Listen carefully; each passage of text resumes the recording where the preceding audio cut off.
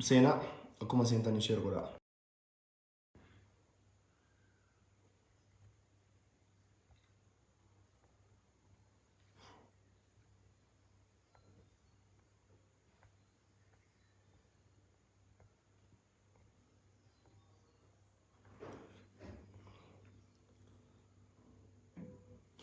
Ahalin ana dufu ulfaadha ana dufu. Ahalin mobe welcome sanyiko. Sena wali kokoda saati kesan infudhu wali koda dafati. Dafentu mura inshallah.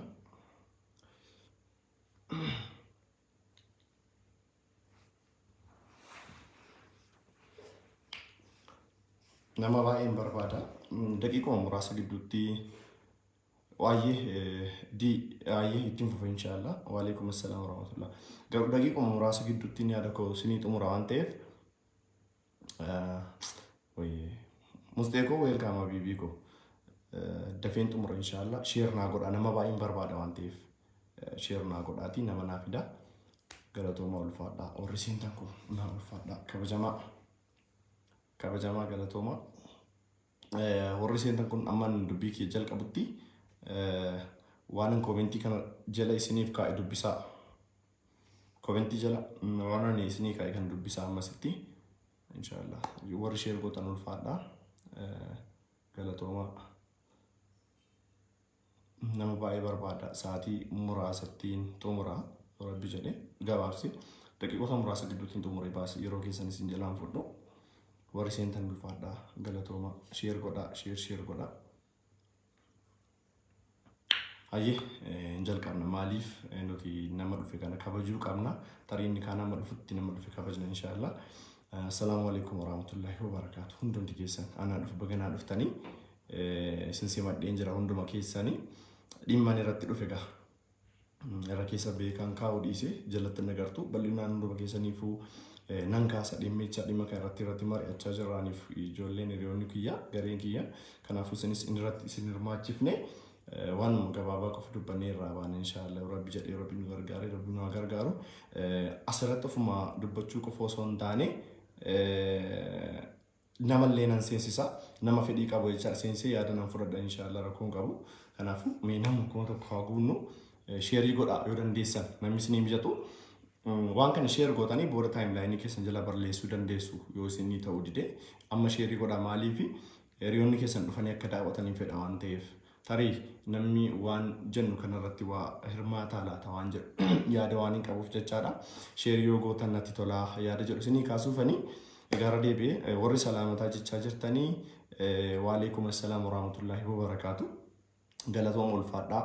Hordoftoonni amantaa Islaamaa, hordoftoonni amantaa Pirotestaantii, hordoftoonni amantaa Ortodoksii, hordoftoonni amantaa Waaqeffataa hundumti keessan Oromoon koo kan afaan koo dhagaa jirtan hundumti keessan bakka jirtanitti nageenyi koo kabajaaf jaalala isin haqa qabu hunduma keessanii egaa wanni ani har'a seenee fi komentii jala jira gabaabinaan hin kaa'e komentii kana jalatti innis egaa yeroon kun hordoftoonni amantaa biraallee hin beektu waan kana yeroon kuni yeroo gabaabaa booda xiqqaata guyyaa 5-6 booda yoo rabbi jedhee inshallah ji'a kabajamaa ji'a jaallatamaa ji'a baatii raamadaanaatu seenaa jira hordoftoota amantaa islaamaa biratti jiini kun yookaan baatiin kun baatii baay'ee namoonni baay'een hawwiidhaan eeganu ji'a kana keessa immoo wantoota baay'ee godhanudha rakkatatti gargaaran kan beela nyaachisan kan daaree uffisan baay'eedha ani mee fixuu hin danda'u ji'a sanatu as deemaa jira sanirratti waan tokko lama jechuu barbaada wanna biraamoo gara dhumaarra jenna inshallah rabbi jedhee asirratti wannan kaasuu barbaadu yaada ka'umsinii kaasa namoonni daawwachaa jirtan kumaaf dhibbi takkoon kun yaada kiyya kana fudhatanii gara koomentiitiis yaada keessan kaa'achuu dandeessu tokkoon koomentii keessan nan dubbisaa irra yoo rabbi jedhee yaadni keenya yeroo ammaa kana qaaleensi jireenyaa baay'ee sadarkaa tilmaamuu hin dandeenye irra ga'ee jira biyya keenya keessatti baay'ee bifa hammaataa irra ga'ee jira jechuun danda'ama nama qarshii qabu abbaa qabeenyaa miti nama miidhamaa nama miila hin qabne nama harka hin qabne nama karaarra bulu miti abbaa qabeenyaatu yeroo ammaa kun baay'ee ulfaatee jira jiruun baay'ee jabaatee jira kanarratti waa tokko lama jenna inshallah innis ajandaan kiyya guddaan inni irratti seene jechuudha qaaleensi jireenyaa kana wal qabatee wantoota baay'ee argaa jira magaalaa kana keessattis magaalota garaagaraa keessattis odeeffannoo garaagaraa dhagaa jirra jechaadha. Innis namoonni keenya namni keenya jechaadha waa hin qabu maallaqa hin qabu waan itti waa bitatee galu hin qabu. Sana sababeeffachuu bakka garaagaraatti yoo xiqqaadhe magaalaa Jimmaa kana keessatti namoonni baay'een 10 ol qabamanii kan jiran jechaadha. Dhedhaa waan dhedhaan fakkaanne jiibsamii kanatti makanii waan hin nyaatamne barbaree fakkeessuun biyyoo faadaa akka turan magaalota biraa keessatti magaalota naannoo akka Sabbataa keessatti har'a immoo waan damma hin taane damma fakkeessanii gurguraa turan jechaadha magaalaa kana keessatti jechaadha. Kana kanan kaaseef qaaleensi jireenyaa kanatti fayyadamuudhaan jechaadha namoonni baay'een faayidaa dhuunfaa isaaniitiif karaa salphaatiin maallaqa argachuuf jedhanii uummata keenya miskiina waa hin qabne baddalaa jiru jechaadha miidhaa jiru jechaadha. Waan hin nyaatamne waan nyaatamu fakkeessanii gurguruudhaan namni akka dhibeef saaxilamu nama akka lubbuu isaa dhabu taasisaa jiru jechaadha. Kana gara boodaaraan dubbadha inshaallah. Inni narraa dhufe inni guddaan ajandaa kiyya jechaadha. Namoota 100 raamadaana kana keessatti jechaadha sirriitti na caqasaa asirratti ajandaan kun guddaan namoota 100 kan harka hin qabne kan miila hin qabne kan hojjetachuu hin dandeenye dubartii ilmaan yatiima baattee jirtu sagalee ol kaasee Hayyee Iskandar namoota waa bitatanii nyaachuu ittiin sooma kana qabuu hin dandeenye dubartii ilmaan yatiima of jalaa qabdu jaartota nama isaan kaddamuu qaban jaarsa ija hin qabne miila hin qabne tarii waggaa 2-3 duraan namoota baay'ee deeggaraa turre jira garuu hamma nutti ulfaatee jira kanarratti isin mariisisuu dhufne barra viidiyoodhaan maxxanseetan ture waan kana innis namoota 100 dubartii ilmaan yatiima faana rakkattu namoota karaa irratti kufanii nama isaan gargaaru hin qabne garuu soomuu niyyataa jiran qalbii isaanii gammachiisuu dandeenya yaada jedhu irratti yaada qabna. Yaadni keenya achirratti maali? Namoota 100f tamiriillee haa ta'u midhaan shoorbaallee haa ta'u waan zayitaan bitatanillee haa ta'u maallaqas haa ta'u waan kana horiillee yoo dandeenye maallaqa argan sangaallee qallee foonillee osoo qoodnee fi isaan amma nama waa tokko warra abdatee hin jirre namni kun nuu dhufaa jira warra jedhee hin abdanne gammachiisuuf karoora qabannee jirra. Kanaafuu isin kanarratti maal jettu? Amma fakkeenyaaf tamirii namni naa erge jira amma Saudi Arabiyaa irraa nama 100 fi karoora keenya nama 100 waan ittiin sooma kana qabu hin qabneef kennu karoora keenya ani firiyoonni koo jechaadha. Garuu tamirii kaartoonii 4 obboleettiin kiyya tokko Saudi Arabiyaa irraa naa ergite tamirii kaartoonii 4 kaleessan fudhadhe rabbi ishee irraa jaallatu jazaakallahu khairan obboleettii kiyya naa galatoom isinillee naa galateeffadhaa. Maallaqa akkaawuntiin jira maallaqa hanga 6,000 argannee jira maallaqa qarshii 6,000 fi tamirii kaartoonii 4 nama 100 koof qooduu hin dandeenye. Kanaafuu namni dandeessan dhimma kanarratti maal jettu irratti hirmaattanii nama 100 waan isaan raamadaana kana ittiin qaban hirmaachuu hin barbaaddu yaada jedhuun kaasa waan ta'eef isin koomentiidhaan yaada keessan naa kennaa. Ammas immoo nama seensa inshaallah yaada keessan hin barbaada. Viidiyoo kana immoo sheer godhaa nama seensisa. Nama seensee waan kanarratti yaada sinan fudhadhaa. Namni gargaaruu barbaadan asirratti lakkoofsi keenya jira. Gooti as jala jira waan ta'eef raamadaanii dhufuudha guyyaa isaallee guyyaa kana jedhee exact guyyaa isaa hin beeku ani yoo xiqqaate guyyaa 6-7 hin caalu sunituun gahin raamadaanni bor qabama jedhee guyyaan tokko yeroo afu waan kana kennuu barbaanna nuti. Sinii galee waan kana kennuu barbaanna. Midhaan shoorbaa, tamirii, zayitii, huccuullee hin kennina. Maallaqa illee arganne maallaqa hin kennina. Yoo rabbi nuu laaffisa nama foon nyaatee hin beekne fa'itu jira waan ta'eef raamadaana kana qabaa kanaaf sangoota illee qallee foon ni kennina jennee abdannee jirra waan ta'eef isin waan kana irratti namni hirmaatu yoo jiraate akka irratti hirmaattanu barbaadeen tanii yaada kana akkanaa kennitanii namni immoo seenee yaada kana ibsachuu barbaadu yoo jiraate yaada nan fudhadhaa namni hirmaachuu barbaadan immoo lakkoofsi akkaawuntii as jala jira lakkoofsi bilbilaa keenya as jala jira irratti hirmaachuu ni dandeessu jechaadha. Yaada kana fudhattanii yaada kanarratti yaadni kunoo in deemsisa yaada kanatti ni amantu hin barbaaddu yaada jedhu kana fudhattanii yaada keessan akka nuu kennitan. Tarii waggaa kana akkuma mana hidhaarraa baheen namoota baay'eef waan gaarii gochaa ture. Bara nammoo qaaleensi jireenyaa baay'ee hammaatee jira. Dhugaan isin hima waggaa har'aa yeroon zayitii bitu zayitii abbaa Aisha galatoomi guyyaa 6 hafeetteetta. Waggaa har'aa zayitii meeqaan bitne beektu 270 hanga 300 bitaa ture zayitii abbaa liitira 5. Bara kana ammoo meeqa beektu qarshii 980 hanga 1,000 Yoo bakka tokko darbee 900 bitama. Darbee 900 abbaa liitira tokko jechaadha. Abbaa liitira 5 jechaadha. Kanammoo miskiinni keenya jechaadha. Sambuusaa waan ittiin bilcheeffatu hin qabu. Namni keenya sambuusaa jaallata baay'eensaa. Shoorbaaf sambuusaa waan ittiin fayyadamu namni tokkollee hin qabu. Kanarratti yaada fudhachuun barbaada waan ta'eef namni seenuu barbaadan seentanii yaada keessan naa qooddu. Isin immoo warri yaada kana dhaggeeffachaa jirtan yaadni kun ni deemsisaa kan jedhu irratti otoo yaadannoo kennitan yaada jedhu qabna. Yaada keessan dubbisaan jira waan ta'eef itti fufaa. Nama galchuun barbaada waan ta'eef irra deebitanii haa ergattanuu ergadhaatii hunda keessanuu seensisee tokkoon keessan irraa yaada fudhachuun barbaada. Yoo Rabbi jedhee yaada keessan bilisaan akkanaa kennitan hin barbaada. Yeroo baay'ee isin jalaa fudhachuun barbaadu. Namoonni immoo hirmaachuu barbaadan bilbilli keenyas jala jira. Koomentii kana jala jira. Lakkoofsi garaagaraa akkaawuntii jira. Bilbilli garee kootii jira. Sheer godhaa. Abbaan Rabbi laaffiseef waan kanarratti haa hirmaatu. Hayyee galatooma ulfaadhaa.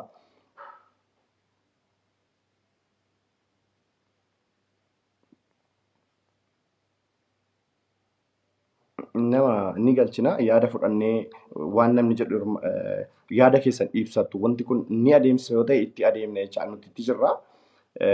Ammaaf tamirii argannee jira namni tamirii nu arjoomuu barbaadan namni mubee galchechaa jirtu mubeen eessa jira mubeen hawaame Aishaa.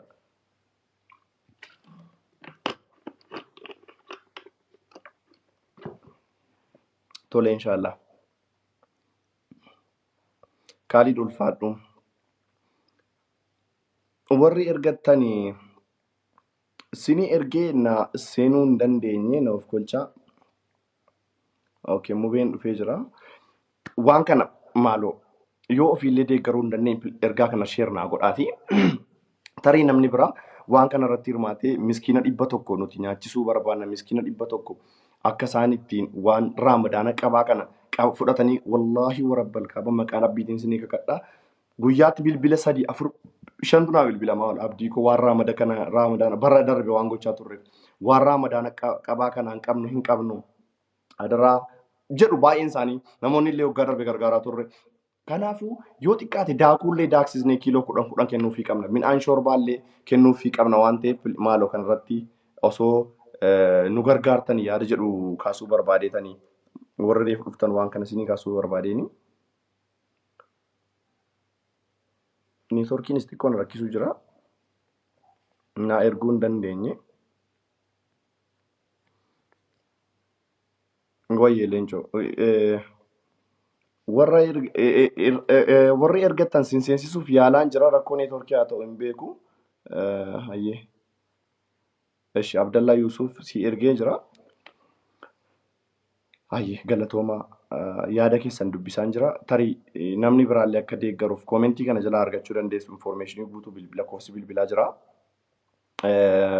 Nuu bilbilaa lakkoofsi akkaawuntii maxxanfamee jira. Waan dandeessan zayitii nuu bituu dandeessu biliis. Yoollee maallaqa nuu erguu dadhabdan zayitii liitirii 3 illee yoo bittan nagaa. Sinii galee zayitii nuu bituu dandeessu. Tamirii nuu bituu dandeessu. Keessattuu ijoolleen biyya Arabaa jirtan maaloo tamirii kana nuu bitaa. Tamiriin kaartoonii 4 nama 100 qooduu hin danda'amaan. Tamirii kaartoonii 4 qofatu na qaqqabe hanga ammaatti jechaadha. Kanaafuu yoo dandeessan irratti hirmaadhaati. Qalbii miskiina 100 gammachiisuuf karoorfannee jirra nuti yoo Rabbi jedhee. Rabbi isinumaan qabanneeti jechaadha. Kanaafuu otoo irratti hirmaattanii waan kana galmaan geenye yaada jedhuun qaba. Irratti tunuu hirmaattanii jechuun barbaada. Warri isiniin galle gaaffii na gaafachuu dandeessu. Gaaffii keessan isiniif hin deebisa garuu osoo sheer gootanii namni niyyaa kana qabu jiraachuu danda'a. Waan kana deeggaruu barbaadu. Kanaafuu mee sheer godhaatii nama nuu fida nama barbaanna. Yaa Saaliyaa deeggarsa osoo hin taane namoota 100 raamadaana kana waan ittiin sooman hin qabne osoo isaan quba hin qabaatin jala boru raamadaanni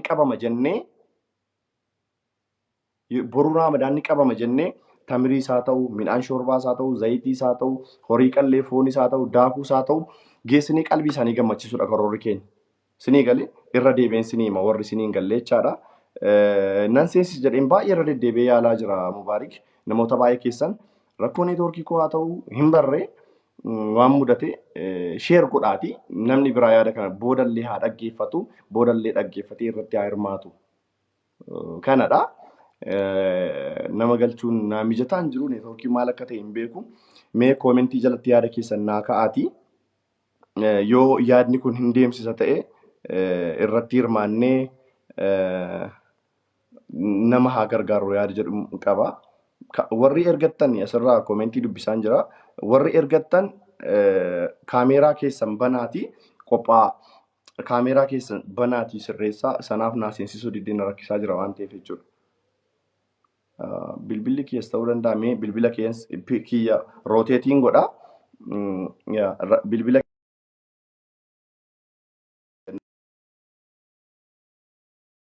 al tokko. Okay.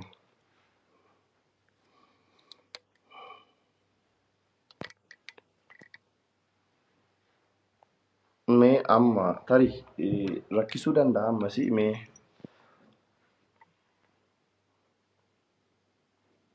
amma yoo hojjete amma yaallaa yoo ta'u baate bakkuma duraatti deeffannaa jechuudha. Kan dalagu ammasii nuuf kolchaa. Ayyee rakkoomee keenya barbaachisu wallaahi jireenya. Jireenyi baay'ee ulfaatee jira. Koomentii jala sinii kaa'een jira gabaabumatti. Obsee sanyii Hacaaluu Hundeessaa dubbisi. Namoota 100 waan raamadaana qabaa kana hin qabne osoo isaan hin beekin raamadaanni boru qabama jennee sarpiraayiz isa faranjiin jettu sarpiraayiz gochuuf namoota 100 kan ija hin qabne kan gurra hin qabne dubartii ilmaan yatiima baattu gammachiisuuf karoora qabannee socho'aa jirra. Tamirii barbaannaa, nama zayitii nuu bituu barbaannaa, nama midhaan shoorbaa nuu kennu yookaan nuu bituu barbaannaa. Yoo dandeessanis uffatas nuu kennuu dandeessu. Uffata isaan uffatanis kennuufii dandeenya. Uffata moofaa. Waan kanarratti yaadaa jirra. Kanaafuu warri reefu dhuftan waan kanarra deebi'aatii dhaggeeffadha. Namallee seensisuu jennaan na didee waan ta'e hin beeku. Wallaahi irra deddeebi'ee yaalaa ture. Mee lakkoofsa tokko babarreessaa namni seenuu barbaaddan. Arsitti akkamiin gargaaruu dandeenya kan jedhuuf koomentii jiru sana dubbisi. Lakkoofsi bilbilaa jira. Inboksiidhaan illee yaada keessan nuu kennuu dandeessu. Mee namni seenee yaada koon kennadhaa kanarratti kun hin deemsisu kanatti warri jettan koomentii jalatti lakkoofsa tokko nuu katabaatii achiin dhufnee tamirii akka erganuuf himaa maaloo Dubaayii. Biyya keessatti tamiriin ni gurgurama wanni isin beekuu qabdanii. Tamirii maatii keessanitti illee yoo himtan maatiin keessan tamirii kana bitanii nuu kennuu danda'u. Fakkeenyaaf tamirii anaa dhufu numeerii weelkan biroo. Tamirii dhiifama. Tamirii kaartoonii 4 karaa maatii isheetiin nuu ergite obboleettiin keenya tokko. Kanaafuu irratti hirmaachuu dandeessu. Namni tamirii nuu bituu danda'u. Namni zayitii nuu bituu danda'u. Namni abshir inshaallah. Rabbi hojii keetti si haa deebisu obboleettii kiyya. Abshir inshaallah. Abshir inshaallah. Warri hojii hin qabne hojiidhaa baanee jireettan Rabbi hojii keessanitti si haa deebisu hojii argadhaa. Egaa nama seensisuuf yaalaan jira hanga amma homaa naa seensisuu hin dandeenye mee irra deebi'ee illee nama garaagaraa irra deddeebi'ee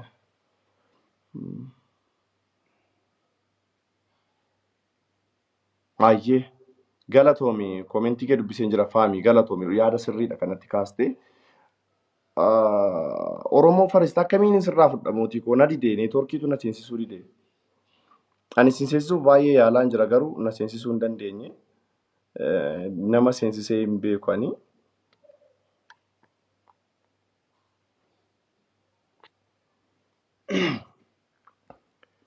Ayyee. Ishi amma yaadatu isinirraa barbaada koomentiidhaan akka yaada keessan naa kennitan yaadni ani wanni isinirraa barbaadu aamin inshaallah kaalid ulfaadhu wannan isinirraa barbaadu namoonni kanarratti hirmaachuu barbaadan lakkoofsi keenya koomentii kana jala lakkoofsa jirudha. Lakkoofsi garee keenyaas jira. Lakkoofsi akkaawuntii garee keenyaas jira. Maatii keessanitti bilbiltanii maatiin keessan tamirii nuu kennuu danda'u. Maatiin keessan zayitii bitanii nuu laachuu danda'u. Huccuu nuu laachuu danda'u. Miskiina 100 laayiviidhaan waraabnee isin gammachiisna. Inshaallah akkuma kana dura gochaa turre yaadni kiyya kanuma inni irra qabadhee dhufe wanna biraa miti. Obboloonni koo kan dhaggeeffachaa turtan irratti hirmaadhaa. Peejii kiyya kanaan immoo inboksii yoonaa gootan yoonaa barreessitan kallattiidhumaan isinii deebisaa. Lakkoofsa bilbilaa kiyya warri hin qabanne qabadhaa. 910 20 22 96 yookaan koomentii kana jala argachuu dandeessu. Kan garee kiyyaas jira. Jamaal Muhammad bilbilli kiyya koomentii jalqabaarra jira jechaadha. Kana qabattanii nu quunnamuu dandeessu. Yoommoo isinii bahuu dide karaa koomentii karaa inboksii nu barreessaa lakkoofsi bilbilaa kiyyaas achirra jira kan garee kiyyaas jira waan ta'eef irratti hirmaadhaa. Yaanni kiyya innan har'a dhufe kanaafi inshaallah rabbi nu haa milkeessu. Viidiyoo kana immoo sheer godhaa. Ani amma yoon irraa baheerlee viidiyoo kana gara boodarra namni seenee dhaggeeffachuu danda'a waan ta'eef kana caala yeroo keessan fudhachuun barbaadu salaamataa horii jechaa jirtan argaan jira. Olumatti qabee waalaikum assalaam warahmatullahi wabarakaatu. Hunduma keessan rabbiif jechan isin jaalladha. Rashaad Amiin si seensisuu hin danda'u mootii koo. Sababni isaa namoota baay'ee seensisuuf yaalaan ture naa seenuu hin dandeenye. Galatuma ulfaadhaa yoo rabbi jedhe namoota 100 waan ittiin faxaran hin qabne ni faxarsi waan ittiin sooma qaban hin qabne sooma ni qabsiisna jedheen abdadhaa. Daqiiqaa 20 dubbannee jirra. Kana caala wannan haasa'u hin jiru. Waggaa darbe nama baay'ee faxarsiisaa turreerra. Baran ammoo jireenyaan maateera deemee faxarsiisuun ulfaata. Zayitiin qarshii 1000 galee inni qarshii 250 bitamu. Kanaafuu ulfaataadha. Kanaafuu waanuma sarraa madanatti hin qaban goona. Hundumti keessan immoo rabbiif jechan isin jaalladhaa. Viidiyoo kana sheer naa godhaa. Warri irratti hirmaachaa jirtan rabbi isin irraa jaallatu. Warri immoo irratti hirmaachuuf yaada qabdan irratti hirmaadhaa. Lakki koomentii keessa dubbiseera Oromoo Forest garuu si seensisuu hin danda'u. Neetwoorkiin na dide keessaan naa barreessi sanyii keessan deebisa mootii koo. Innaa warran koomentii keessan dubbisee immoo darbe rabbiif jecha noof kolchaa afootu naa jedha. Wanni isin mufachiisoo jiraate dubbii kee keessatti dhiifama naa godhaa. Yaada keessan immoo waan boontu jimma bilbilli hin qabanne. Replacing godha boontu bilbila okay aye replace sini godhaniiru replay kana comment sana jalatti bilbilli si kaa'ameera dalil kanaafu inshallah yoo rabbi jedhe message dhaan na barreessa message keessan siniin deebisaa kana caala yeroo keessaniin fudhu dhumarratti immoo wannan jedhu obboloota keenya mana hidhaa Saudi Arabiyaa keessatti dararamaa jiran waggaa darbe wallahi jechuudha. Namoota biyya Ameerikaa jiran namoota biyya Awurooppaa jiran caalaa jechaadha. Maallaqa guddaa baasanii osoo maallaqa hin qabaatin nu gargaaraa turanii barana immoo kunoo mana hidhaa keessa jiru. Barana immoo hidhaa keessa jiru. Rabbi hidhaa sana keessa isaan haa furu. Inshallah oduun garaagaraa jira. Rabbi hidhaa kana keessa isaan baasee Raamadaana kana nama bakkeetti soomu isaan haa taasisu. Rabbi hidhaa kana keessa Rabbi hidhaa kana keessa isaan haa furu. Amiin jedha. Rabbi hidhaa kana keessa isaan haa baasu. Nama bahee Raamadaana kana bakkeetti soomu dhufee maatii isaa biratti soomu Rabbi isaan haa taasisu. Yeroo baay'ee nu gargaaraa turanii amma garuu achitti nama isaan gargaaru nama sagalee isaanii ta'uu dhabanii nama isaa rabbi isaan haa gammachiisu achii baasee Raamadaana kana bakkeetti isaan haa soomsisu ulfaadhaa naa galatoomaa rabbi nu haa gargaaru hunduma keenya jireenyi baay'ee qaala'ee jira biyya keessatti rabbi waa hunda nuuf laafis waan jabaate hundumti keessa bakka jirtan maratti rabbi nagaa isin haa godhu waan barbaadan na dubbisuu dandeessu. Galatoma ulfaadhaa bakka jirtanitti halkan gaarii naa qabaadhaa. Assalaamu alaikum warahmatullahi ta'ala wabarakatuh. Sinin jaalladhaa nagaan naa bulaa.